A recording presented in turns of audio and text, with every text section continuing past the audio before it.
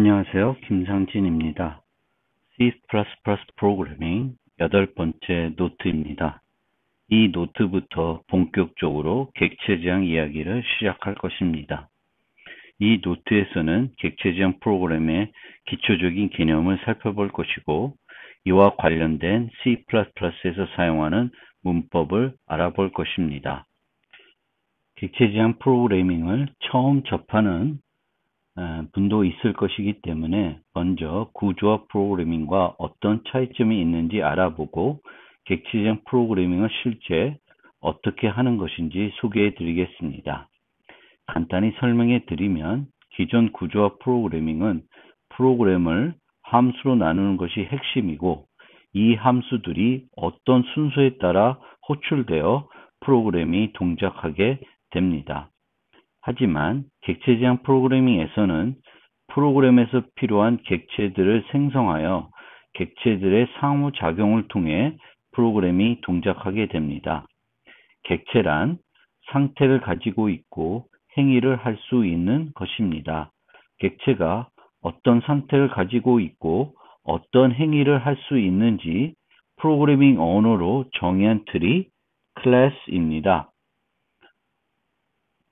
따라서 객체지향 프로그램의 기본 단위는 클래스입니다. 객체지향 프로그래밍이 지배적인 프로그래밍 패러다임으로 등장한 것은 90년대 초입니다.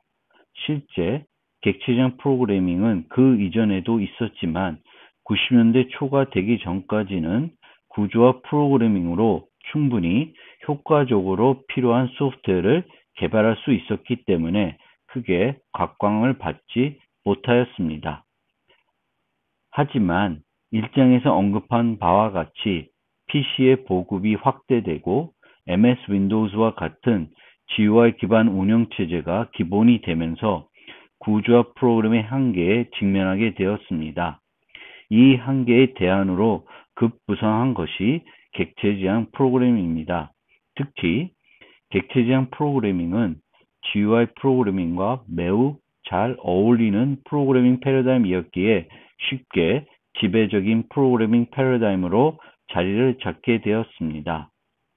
더구나 현재의 웹 프로그래밍, 모바일 프로그래밍에서도 객체지향 프로그램이 매우 잘 어울리기 때문에 계속 지배적인 프로그래밍 패러다임으로 자리를 잡고 있습니다. 그러면 구조화 프로그램의 문제점은 무엇일까요? 왜 한계에 직면하였을까요? 가장 큰 문제는 캡슐화가 부족합니다. 데이터와 그것을 처리하는 함수가 분리되어 있어 코드 재사용이 어렵고 코드 중복이 상대적으로 많습니다. 예를 들어 프로그램에서 x와 y 값으로 구성된 좌표를 처리해야 하면 기존 구조화 프로그래밍에서는 좌표를 나타내는 구조체를 정의하고 이 구조체를 조작할 때 필요한 함수들을 정의하게 됩니다. 함수와 데이터가 분리되어 있기 때문에 항상 함수에 처리할 데이터를 전달해 줘야 됩니다. 객체지향은 데이터와 그것을 처리하는 함수를 하나의 틀로 묶어 사용하며 상속과 같은 고급 개념을 통해 쉽게 기능을 확장하고 기존과 차원이 다르게 코드를 재사용할 수 있도록 해줍니다.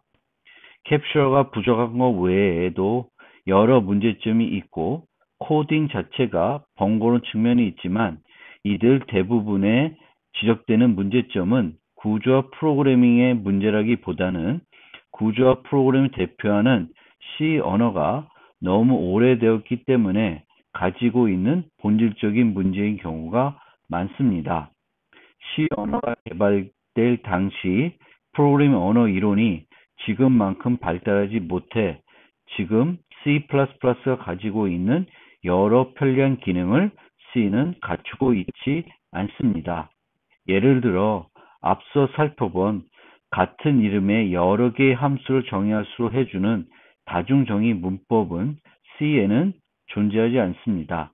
하지만 이 다중정의 문법은 객체 지향 프로그램 때문에 제공이 가능한 기능은 아닙니다. 객체 지향에서 방금 살펴본 좌표 문제를 어떻게 정의하는지 코드로 살펴보면 기존에는 struct라는 키워드를 사용해서 구조체를 정의했는데 C++에서는 class라는 키워드를 사용하여 클래스를 정의하게 됩니다. 클래스가 유지하는 데이터를 처리하는 함수는 독립적으로 정의하지 않고 이와 같이 함께 정의합니다. C에서는 함수 위주의 프로그래밍을 하였지만 객체 지향에서는 함수 위주가 아니라 데이터 위주입니다. 앞서 살펴본 것처럼 move 포인트에서 그 움직일 좌표를 함수에 전달하는 것이 아니라 움직일 좌표를 중심으로 그 좌표를 움직이는 함수를 호출하게 되겠습니다. 이 때문에 동일 기능하는 C 코드와 C++ 코드를 비교하면 함수의 인자 개수가 하나 줄어듭니다. 나중에 자세히 설명해 드리겠지만 private, public은 접근 권한을 나타낸 요소입니다.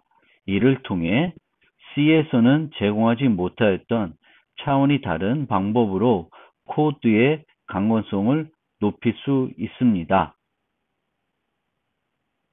객체 지향은 앞서 말씀드린 바와 같이 상태를 유지하고 이 상태에 따라 행위의 결과가 바뀔 수 있는 객체를 이용하여 소프트웨어가 제공해야 하는 기능을 구현합니다. 이와 같이 객체를 이용하여 프로그래밍하면 우리가 일상 객체를 보는 시각을 보다 더 직관적으로 프로그래밍 언어를 통해 표현할 수 있습니다. 예를 들어 지금 있는 방에 문이 있을 것입니다. 이 문을 우리는 어떻게 인식하나요? 제가 현재 있는 곳에 있는 문은 나무 문이며 하얀색이고 현재 닫혀 있습니다. 이것이 바로 문의 상태입니다. 우리는 이 문을 가지고 할 수 있는 것이 무엇인지도 알고 있습니다. 문은 열 수 있고 닫을 수 있고 잠금 장치가 있으면 잠글 수 있고 잠금을 해제할 수 있습니다. 우리가 문과 상호작용할 수 있는 것들이 문이 할 수 있는 행위가 됩니다.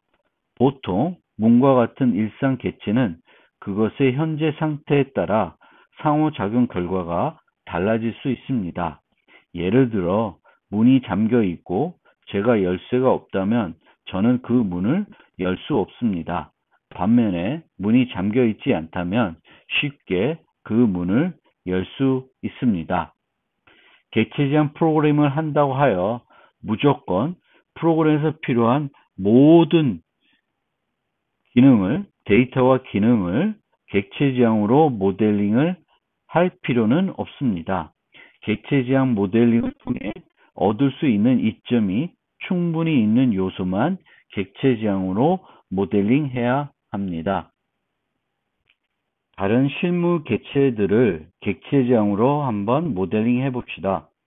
여기서 보여드린 것처럼 실세계에 존재하는 것들을 그대로 소프트웨어에서 모델링해야 한다면 매우 직관적으로 객체로 모델링할 수 있습니다. 만약 샤프를 객체 지향 모델링 한다 그러면 샤프의 상태는 그것의 메이커의 그 샤프의 그 이름, 그리고 몇 밀리 심을 사용하는지, 색깔은 무슨 색깔인지 등등은 이 샤프의 상태가 되겠습니다. 그리고 샤프와 상호작용할 수 있는 것들은 샤프를 이용해서 글을 쓸 수 있고 샤프에 심이 있는지 알아볼 수 있고 현재 심의 크기를 알 수 있고 심의 개수, 심이 몇 개 그 샤프 안에 포함되어 있는지 알 수 있습니다. 그래서 이런 것들은 샤프의 행위가 되겠습니다. 프린터를 객체로 한번 모델링 해보면 샤프와 마찬가지로 이 프린터의 메이커는 HP가 될 수 있고 양면 인쇄를 지원할 수 있고, 흑백 프린터임을 경우에는 흑백이란 특성을 가질 수 있고, 칼라 기능이 있으면 칼라 기능을 가질 수 있습니다. 그리고 토너의 상태를 여기에 유지할 수도 있습니다. 행위로는 컴퓨터를 이용해서 출력을 할 수 있고, USB를 직접 연결해서 출력을 할 수 있고, 토너의 상태를 물어볼 수 있고, 용지가 있는지 알아볼 수도 있습니다. 이런 토너의 상태와 용지 여부는 실제 상태입니다. 상태인데 그 상태를 우리는 상호작용을 통해서 물어보고 알아볼 수 있게 되겠습니다. 고양이를 객체로 모델링하면 고양이 이름이 있을 거고, 종이 있을 수도 있고, 나이, 접종 여부 등이 고양이의 상태가 되겠습니다. 고양이가 할 수 있는 행위로는 그루밍, 꼬리 행동, 영역 표시 등등, 먹고, 싸고 등등이 고양이의 행위가 되겠습니다. 객체 제한 프로그래밍에서는 개발하고자 소프트웨어에 필요한 기능보다는 데이터에 초점을 둡니다. 반면에 구조화 프로그래밍에서는 데이터보다는 기능에 중점을 둡니다. 객체 제한 프로그래밍에서는 데이터와 그것을 처리하는 함수를 클래스라는 하나의 틀로 정의해서 사용하게 되겠습니다. 그리고 이 틀에 의해서 생성되는 것이 객체입니다. 이렇게 데이터와 그것을 처리하는 함수를 하나의 틀로 정의해서 사용하는 것을 전문 용어로 캡슐화라고 합니다.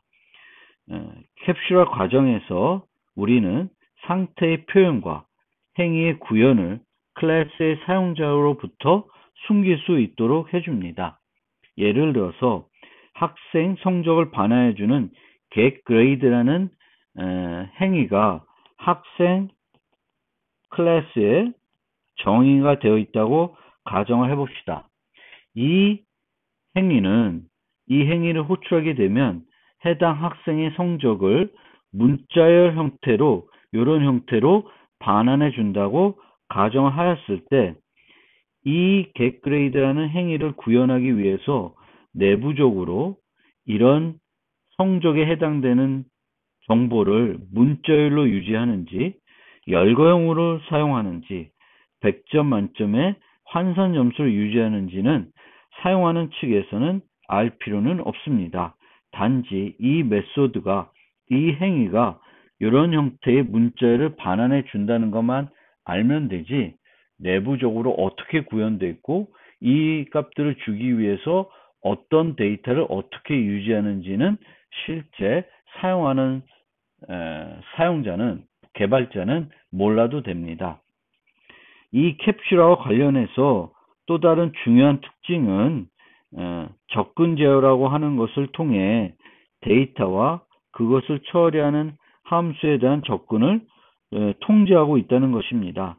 이를 통해서 객체 지향에서는 프로그래밍의 강건성을 높여주고 있습니다.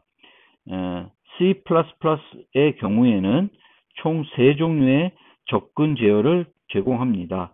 Private, Public, Protected 3종류를 제공하는데, Private이면 외부에서 접근이 가능하지 않은 거고요.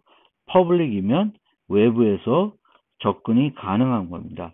즉, 객체와 상호작용하는 쪽에서 사용할 수 있는 것들이 Public이고 사용할 수 없는 것들이 Private이 되겠습니다. Protected는 나중에 상속이라는 곳에서 사용이 되는 접근 제어입니다. 객체 지향에서 핵심은 객체인데요. 이 객체 지향에서 이 객체는 3가지 요소를 가지고 있습니다. 상태, 행위, 식별자 3가지를 가지고 있습니다. 상태는 객체가 가지고 있는 상태에 따라서 행위의 결과가 달라질 수 있고요. 각 객체의 현재 상태는 다를 수 있습니다. 여러 강아지들이 있을 때 어떤 강아지는 배고플 수 있고 어떤 강아지는 배고프지 않을 수 있습니다. 모든 동일한 종류의 객체들은 현재 상태가 다 다를 수도 있고 어떤 객체들은 동일한 상태에 있을 수도 있습니다. 그리고 핵심적인 특징은 그 상태에 따라서 행위의 결과가 달라질 수 있다는 것입니다. 강아지가 있을 때 먹이를 주게 되면 그 강아지의 상태에 따라서 많이 먹는 강아지가 있을 수도 있고 안 먹는 강아지가 있을 수도 있습니다. 행위는 반드시 객체의 상태를 활용해야 됩니다. 만약 객체의 상태를 활용하지 않는다면 해당 객체의 행위라고 보기 힘듭니다. 우리는 한 종류의 객체를 프로그램에서 여러 개 생성해서 사용할 수 있습니다. 하나의 객체만 사용하더라도 이 객체를 한 번 사용하고 끝내는 것이 아니라 프로그램 내내 사용할 수가 있습니다. 따라서 이런 객체들을 구분할 수 있어야 되겠고 그 구분할 때 사용하는 것이 식별자입니다. 프로그래밍에서는 이 식별자로 변수라는 것을 사용할 것입니다. 특정 객체를 특정 변수에 유지해서 우리는 프로그래밍 하게 됩니다. 클래스는 객체가 어떤 상태를 가지고 있고 어떤 행위를 할 수 있는지 프로그래밍 언어로 정의하는 틀입니다. 객체의 상태는 데이터의 값으로 나타내며 행위는 함수로 구현이 됩니다. 이 때문에 클래스에서 객체의 상태를 나타내기 위해 정의되는 변수를 멤버 변수라고 하고 행위를 정의한 함수를 멤버 함수라고 합니다. 그런데 멤버 함수라는 용어보다는 메소드라는 용어를 더 많이 사용합니다. 특정 클래스의 객체를 다른 말로 해당 클래스의 인스턴스라고 합니다. 그런데 저는 이 인스턴스라는 용어보다는 객체라는 용어를 더 자주 사용해서 강의하겠습니다. C++에서는 앞서 보신 바와 같이 클래스라는 키워드를 사용해서 클래스를 정의합니다. 클래스만 정의하면 그 자체로는 프로그램 실행에 어떤 영향을 줄 수가 없습니다. 컴퓨터도 또는 어떤 전자기기에도 전원을 공급하지 않으면 아무런 동작을 하지 않습니다. 컴퓨터도 전원을 공급하더라도 특정한 명령을 주어야지만 프로그램을 실행해야지만 의미 있는 일을 할 수 있습니다. 클래스도 마찬가지입니다. 정의만 해놓고는 아무런 의미가 없습니다. 그 클래스의 객체를 생성해야지 뭔가 프로그래밍이 어떤 기능을 수행할 수 있습니다. 그리고 객체를 생성만 한다고 해서는 특별한 기능을 수행하지는 못합니다. 그 객체를 생성한 다음에 그 객체의 멤버 변수들을 호출해서 메소드를 호출해서 뭔가 하게끔 해야지 우리가 만든 프로그램이 동작하게 되는 것입니다. 하나의 소프트웨어를 개발할 때 보통 여러 개의 클래스를 정의하여 사용하게 됩니다. 이들 클래스는 독립적으로 존재하지 않으며 클래스의 객체도 독립적으로 존재하지 않습니다. 따라서 클래스 간에 관계가 형성될 수 있고 이 클래스의 객체 간 관계가 형성될 수도 있습니다. 클래스 간 관계는 정적 관계입니다. 이 말은 프로그램의 코드를 수정하지 않는 한 클래스와 다른 클래스가 어떤 관계를 맺게 되면 그것은 유지되게 되겠습니다. 반면에 객체 간 관계는 그 객체에 수명하는 동안에 바뀔 수가 있습니다. 예를 들어서 게임에서 우리가 플레이하는 캐릭터가 있다고 합시다. 그리고 이 캐릭터는 현재 칼이라는 무기를 가지고 싸우고 있다고 합시다. 그러면 캐릭터를 나타내는 객체와 이 칼과의 객체는 어떤 관계를 맺고 있습니다. 그런데 게임이 진행됨에 따라서 이 캐릭터가 칼이라는 무기를 버리고 총이라는 무기를 들게 되면 이 캐릭터라는 객체와 칼이라는 객체는 그 관계가 더 이상 유지되는 것이 아닙니다. 이처럼 객체와 객체 간의 관계는 프로그램이 진행되면서 수시로 바뀔 수 있습니다. 하지만 캐릭터를 나타내는 캐릭터의 클래스하고 웨폰이라는 클래스는 클래스 간의 관계가 측면에서는 서로 인터랙션 한다는 측면에서는 그것은 코드를 수정해서 캐릭터가 웨폰을 사용하지 않게끔 만들지 않는 이상 계속 그 관계는 유지가 되겠습니다. 클래스 간 관계 중에 의존 관계라는 것이 있는데 한 클래스 A 구현에 다른 클래스 B가 사용되면 A는 B에 의존한다고 말합니다. 즉 캐릭터는 내부적으로 웨폰이라는 걸 사용해 가지고 어택이라는 메소드를 구현할 때 사용할 것입니다. 그 무기를 소지도 할 거고요. 따라서 캐릭터는 웨폰과 의존 관계가 있는 의존 관계를 맺게 됩니다. 그런데 한 클래스가 의존해야 되는 클래스의 수는 적을수록 좋습니다. 그 이유는 한 클래스가 수정됐을 때 영향을 주는 다른 클래스의 수를 줄이기 위한 것입니다. 그리고 객체 지향의 큰 특징 중 하나인 논리적 계층 구조를 만들 때 사용하는 상속이라는 관계도 있습니다. 예를 들어서 우리는 애완동물이라는 클래스를 정의한 다음에 이것의 하위 클래스로 고양이, 강아지 등을 만들 수 있습니다. 이것을 우리는 상속 관계라고 합니다. 애완동물은 강아지의 부모 클래스라고 하고 강아지는 애완동물의 자식 클래스라고 합니다. 이렇게 상속에 대해서는 나중에 자세히 설명드리겠지만 이렇게 상속 관계로 프로그래밍을 하게 되면 강아지를 구현하기 편하고 고양이를 구현하기가 편합니다. 그 이유는 고양이와 강아지가 가지고 있는 공통 요소들은 고양이에도 구현하고 강아지에도 구현해야 되는 건 아니고 애완동물에 한 번만 구현하면 되겠습니다.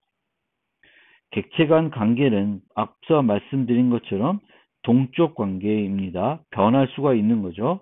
프로그램이 시작돼서 끝날 때까지 한 객체와 또 다른 객체가 관계를 맺다가도 이 관계가 끊어질 수 있습니다. 객체 간 관계는 크게 사용 관계와 포함 관계로 설명할 수 있는데 아까 설명드린 캐릭터는 웨폰을 사용하는 관계가 되겠습니다. 그런데 컴퓨터를 모델링하고 이 컴퓨터 안에 CPU라는 것이 들어있어야 되겠죠. 그러면 컴퓨터 본체라고 하는 객체는 CPU 객체를 포함하고 있는 게 되겠습니다. 이럴 때 포함 관계라고 얘기를 합니다. 10장에서 클래스 간 관계, 객체 간 관계에 대해서는 좀 더 자세히 설명해 드리겠습니다.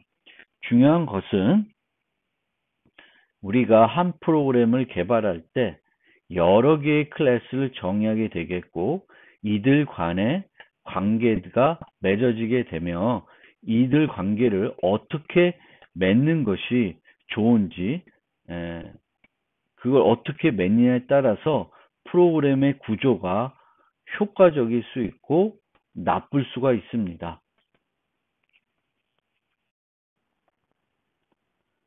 특정 소프트웨어를 개발할 때 어떤 객체들을 정의해서 그 소프트웨어를 구현할지 결정하는 것이 객체 지향 설계의 핵심이 되겠습니다.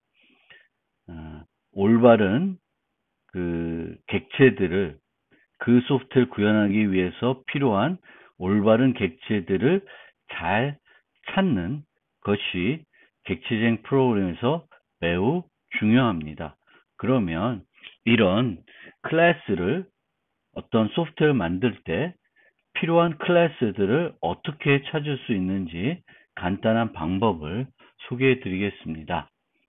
우리는 보통 소프트웨어를 만들 때 문제를 정의하고 분석하고 설계하고 구현하는 순서로 개발을 할 것입니다. 그리고 이런 문제 정의, 분석, 설계하는 과정에서 문서를 만들 것입니다. 그러면 이 문서에 대한 명사, 동사 분석을 할 수 있습니다.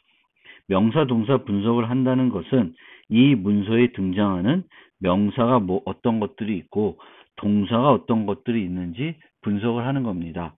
이를 통해서 클래스를 찾는 겁니다.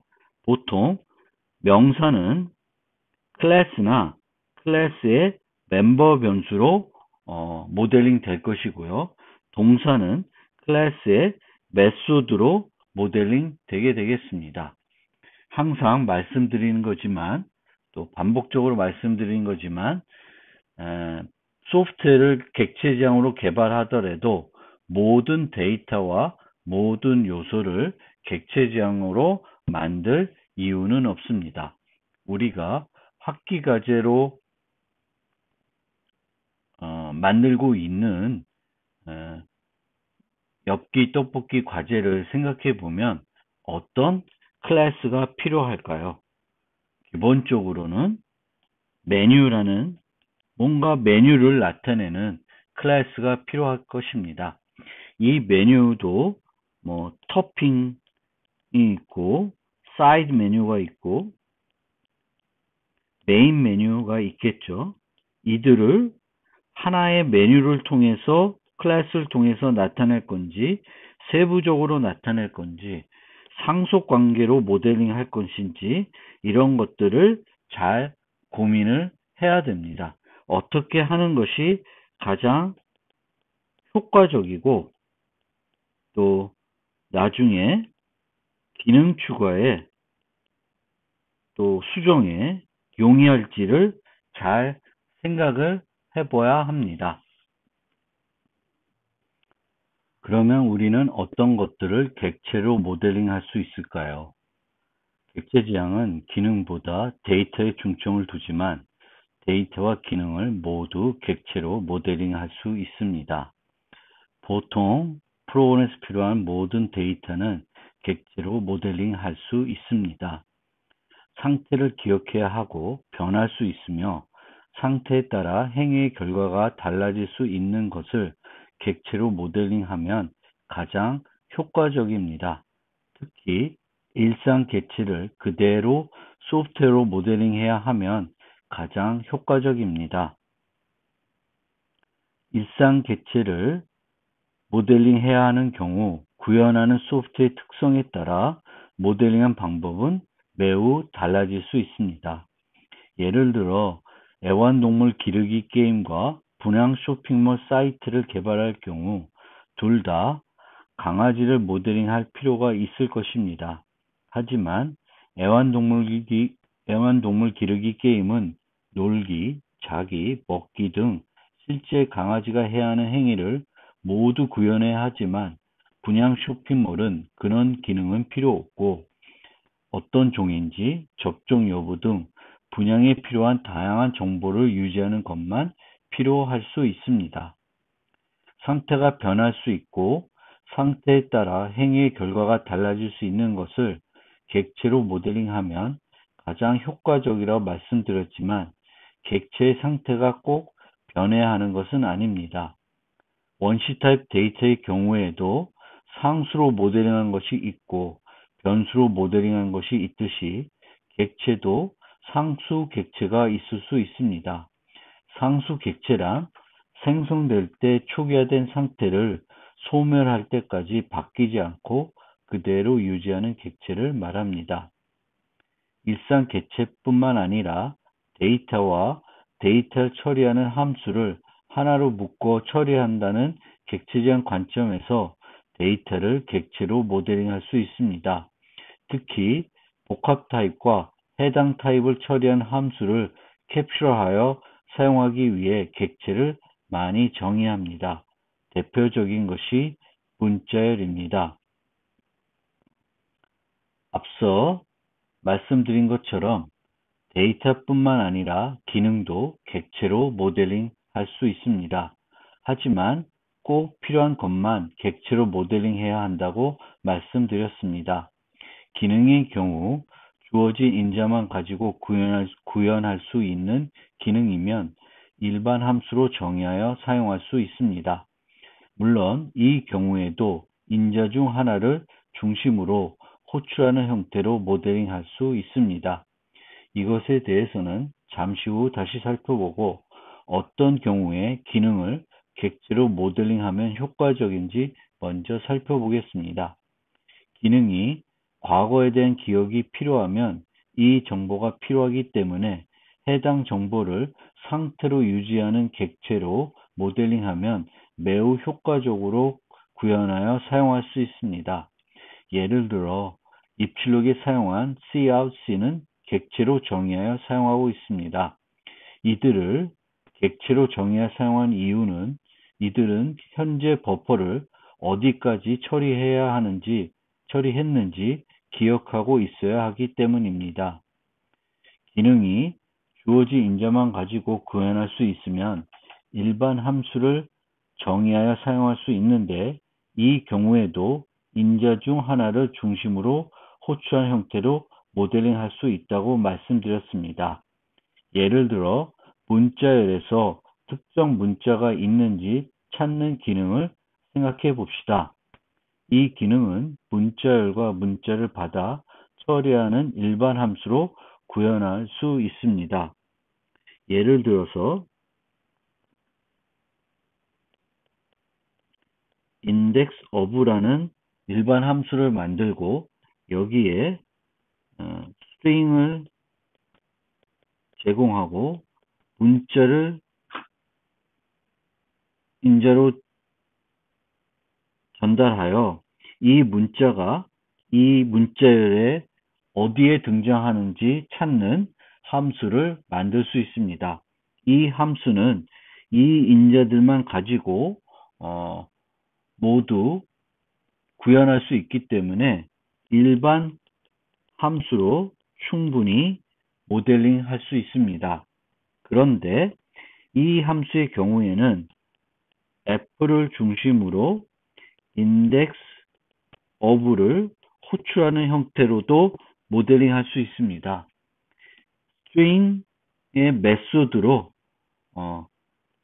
문자를만 하나 받아서 이 문자가 이 string에 어느 위치에 등장하는지 찾는 메소드를 만들 수 있습니다. C++의 string의 경우에는 이런 find 메소드가 있습니다. 그래서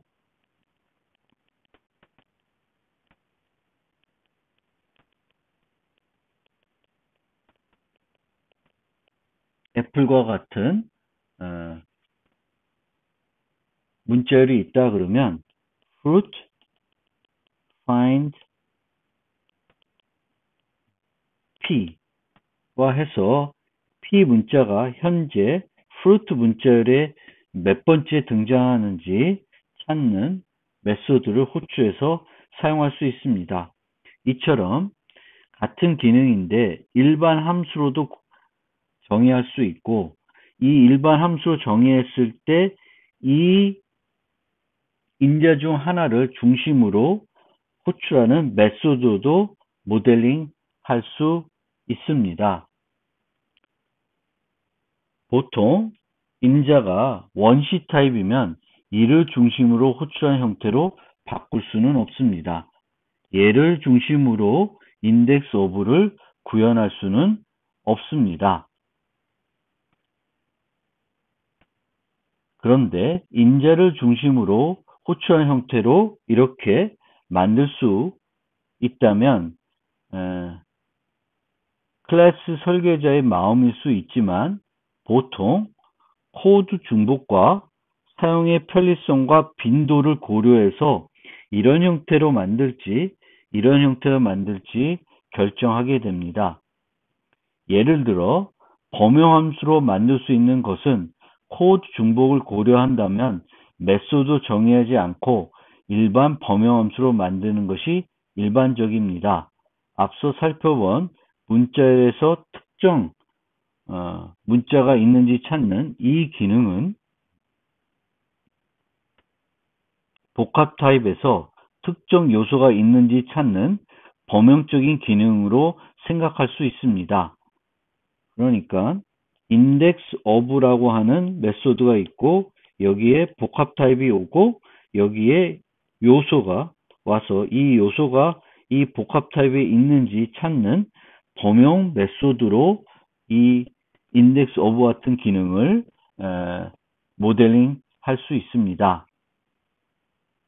이 경우 각 복합 타입 클래스들마다 동일 알고리즘을 계속 반복하여 구현하는 것보다 하나의 범용함수로 만드는 것이 더 효과적일 수 있습니다. 이렇기 때문에 C++는 알고리즘에 find라는 일반 함수도 제공하고 있습니다. 이 경우에는 둘 다 제공하고 있는데 이 둘 중 하나만 만든다 그러면 이렇게 만드는 것이 find는 더 적합한 것일수 모르겠습니다.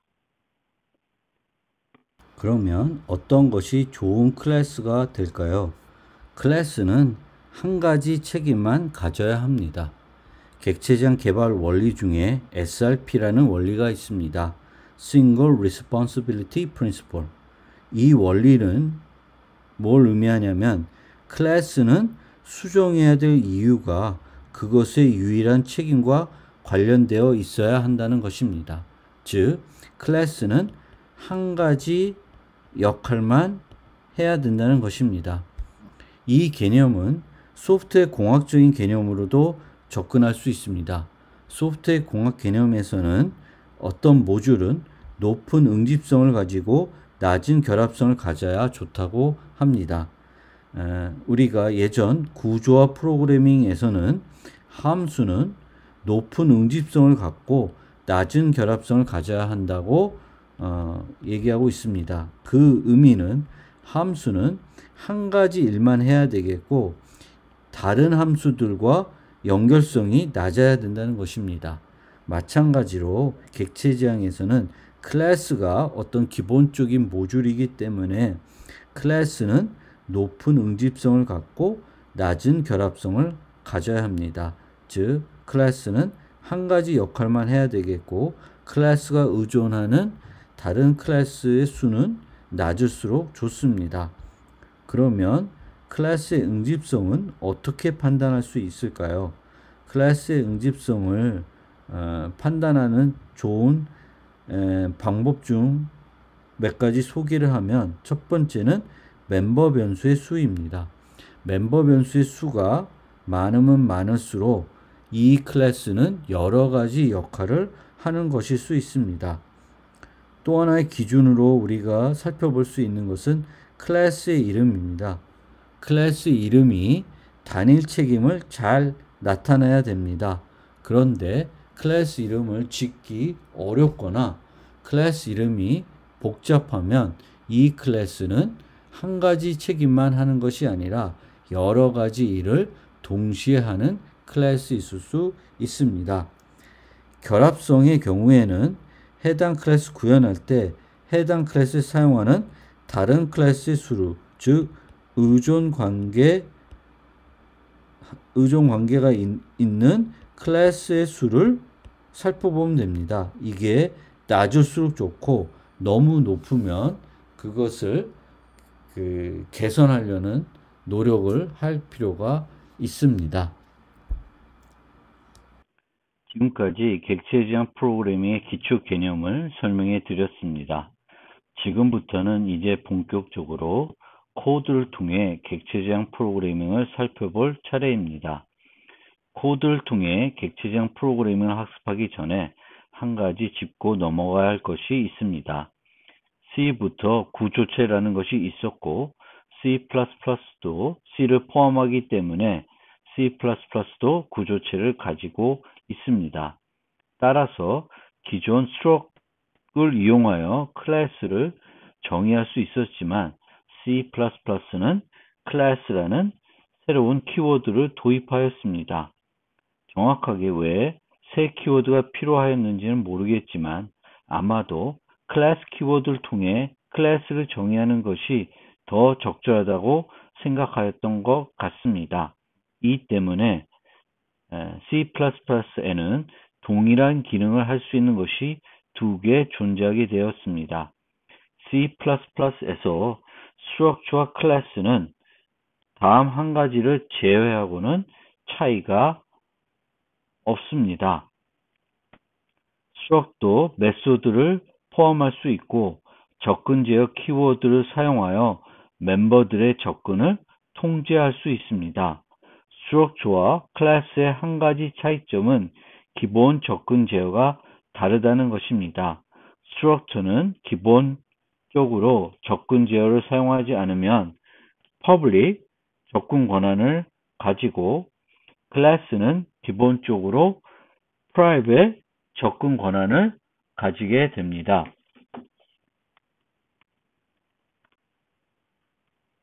예를 들어 이런 structure가 있으면 접근 제어를 아무것도 사용하지 않았기 때문에 point x 형태로 사용해 가지고 프로그래밍 할 수 있습니다. 만약 class point int x, int y를 사용했다고 하면 point p가 객체를 만들고 p.x 이런 형태로는 사용할 수 없습니다.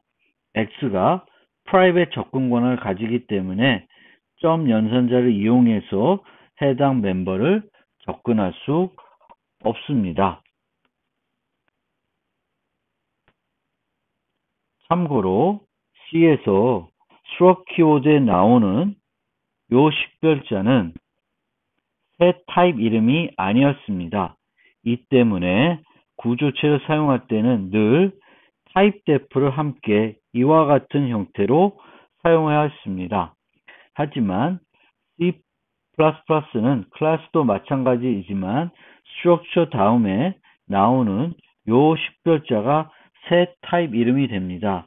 그래서 이 구조체의 변수를 정의하고 싶으면 이런 식으로 정의를 할 수 있습니다.